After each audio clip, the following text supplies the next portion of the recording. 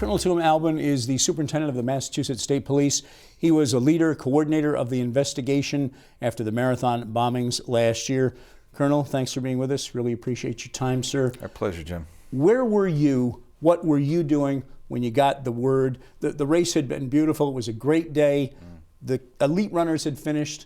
It's an hour or so after that. Right. Word comes, 2 bombs have gone off right near the finish line. Well, you know, Jim, I've been going to Hopkinton to the beginning of the race for the last 10 years or so.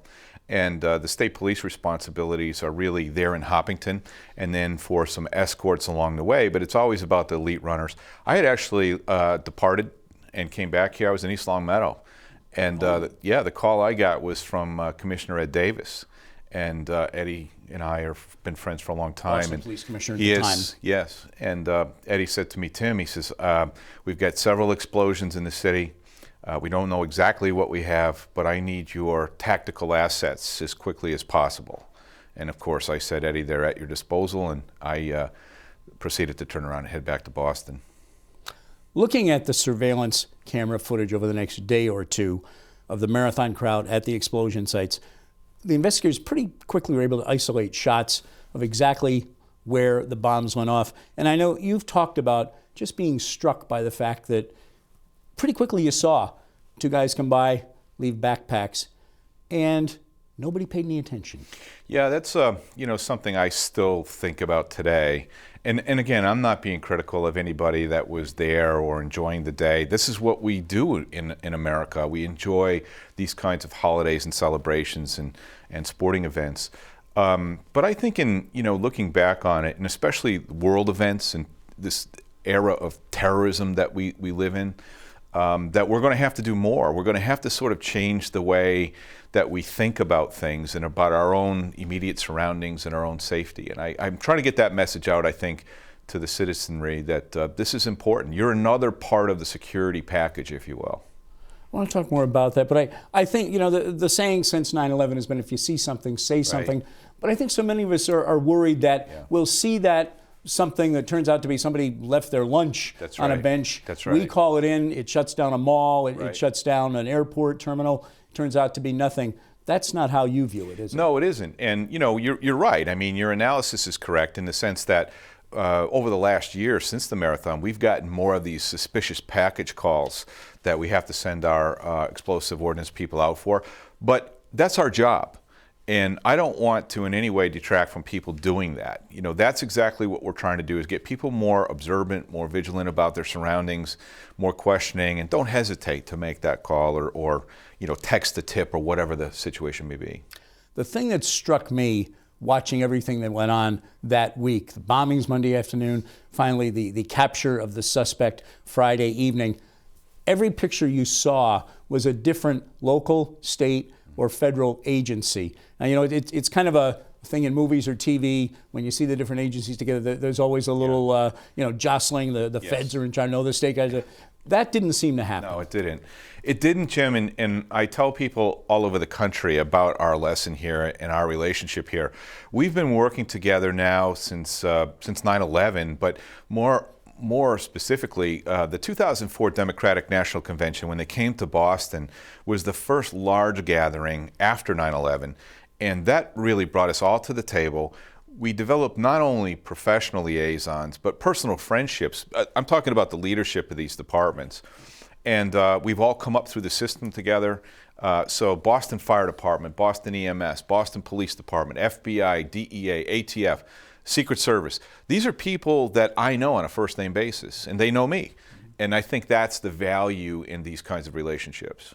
It seemed like egos were parked at the door. Everybody just said, we got to make this happen and get this done. We had an objective, and we were a team. And Rick DeLawyer, who's another Western Mass native, Rick used to say, one fight, one team. And I think we all assumed, that proposition. He was the FBI chief in Boston. He was the FBI's special agent in charge of the Boston office, yes. Let's go through the timeline just a little bit.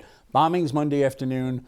By Wednesday, suspects are identified with some help from the public when you got those videos and saw packages being dropped. Thursday night, April 18th, suspects are on the move. They allegedly kill an MIT campus police officer in an unsuccessful attempt at stealing his weapon. Later, there's a shootout with police. Transit police officer is very seriously wounded. He did survive. One suspect dies. The other is wounded, gets away, beginning an unprecedented manhunt. Watertown, Cambridge, Boston metro area. The decision is made early that morning to shut down a pretty good sized part of the Boston metro area.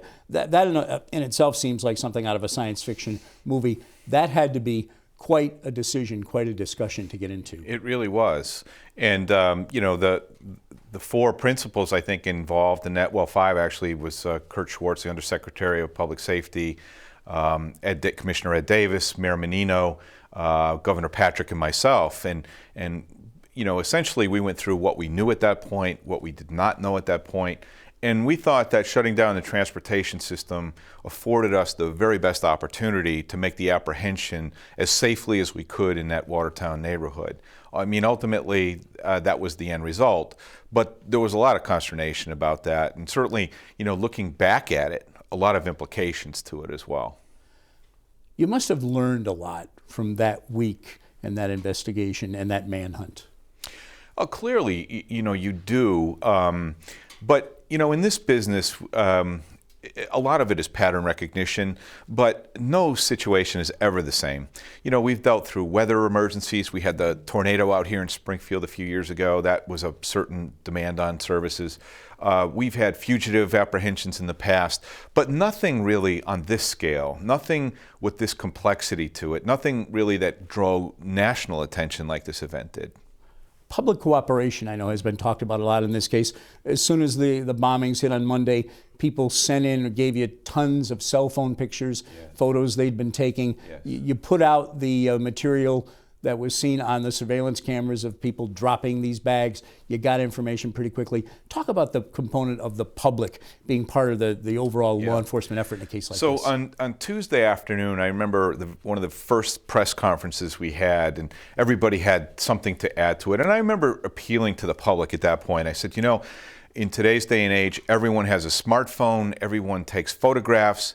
There are going to be plenty of people who were there at the finish line who took photographs that are relevant, that don't even know that they're relevant. And we need to see those. We need your cooperation. And that began, I think, that whole chapter, really, of submissions of photos and videos to the FBI, and ultimately led us down the path of solving some of this. We know a massive security effort is planned for this year's marathon for obvious reasons. The fact that something happened before may be tempting to someone. Again, my understanding is about double the number of police along the route, something upwards of 3,000 to 4,000. Right. More surveillance cameras than before, integrating surveillance cameras that maybe shops and stores have along the way. Right. Every effort's being made to make it as safe an event as possible. Well, absolutely right. I mean, it's unprecedented in terms of our planning and preparation for this marathon as opposed to in the past. But I also want to dispel, the perception that this is going to become a police state. That people are going to be subject to random searches, and because that's just not true. I think our most important objective is sort of maintaining the integrity, the enjoyment, the celebratory nature of the marathon. This is a great event in Massachusetts, and really it'll be looked at that way across the country. So I don't want people coming to this thinking that they're going to be, searched like they do going through a TSA checkpoint or something of that nature. I want people to come to this marathon. I think this is our opportunity to stand up and say terrorism is not going to defeat our way of life here in this country or in this state for that matter. I know you've said in some other interviews and talks, you can never make any event, any public event, exactly right. 100% safe. You can't reduce risk to zero, but you can manage the risk as best you can. Yes. And Admiral Thad Allen, former commandant of the U.S. Coast Guard, is he's really an individual who I admire a great deal, and he gives a great presentation on this managing risk. I saw him speak about liquid natural gas transits we were doing in Boston at the time. And the point was, look, you're never going to eliminate risk in anything we do in this world. Crossing the street, going out to dinner at night, going to the movies, sending your kids to school. There's a risk associated with everything in this world. But I think when you have the proper security, the people committed to the program, the proper planning, adequate resources, we are compressing that risk. We're getting it as close to zero as we can conceivably do. Well, Colonel Tim Alben, Superintendent of the Massachusetts State Police, thanks for your time, sir. My pleasure, Jim. Thanks for having me.